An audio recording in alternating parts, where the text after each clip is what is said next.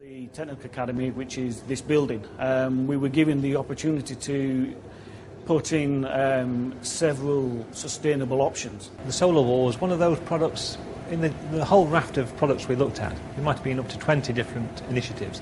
It was one of those we looked at and thought, well, it sounds too good to be true. Is it really that good? And do we want to invest this kind of money on that? Could we invest the money better elsewhere on something we're more comfortable with?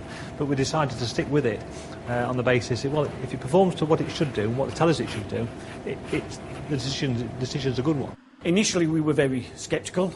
The results sounded too good to be true, as a lot of these sort of things do. But when we actually looked at our monitoring and saw the temperatures coming off of that SolarWall and the benefits we were getting, it was far better than we were expecting anyway. So it convinced us straight away it's the product that was the right one for us and the right decision to make. We found that the claims are factual and proven on site to be very beneficial, and the display behind me demonstrates two instances of that.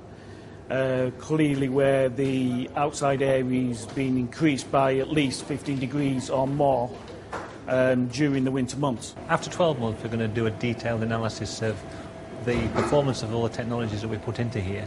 So really it'll be early next year by the time we get the true output. But there's certain items like the SolarWall and other products which are far exceeding the performance that we expected anyway. Even when we've got very low outside air in the region of 4 degrees, as shown on the graph there, we are still pulling in air at 14 degrees higher than that, at 17 degrees. We then use that and blend that with the hot workshop air, which is in effect wasted air just sat under the ceiling doing nothing. That is then used to provide free air into the building. It outperforms in terms of the temperatures of the air actually coming off the surface of the unit. We blow it into the building through a diffusion system that destratifies the air, as opposed to what would normally happen, which is that low air, 4 degrees air, would be pulled into the old existing plant. That cold air would reduce the supply air temperature of the unit, and the burner would repeatedly switch on and off, which is very wasteful in both energy and would age the units prematurely in the ignition system of the burners. The other option is, why should we waste that energy in running them gas appliances when I can gain 14-degree lift instantly by using the SolarWall? I can blend that with dead air that's in the roof, that's doing nothing, and basically we're heating the workshop from early in the day with solar air. And I understand now there's legislation changing where we will actually be accountable for a lot of the CO2 footprint of dealers throughout the world.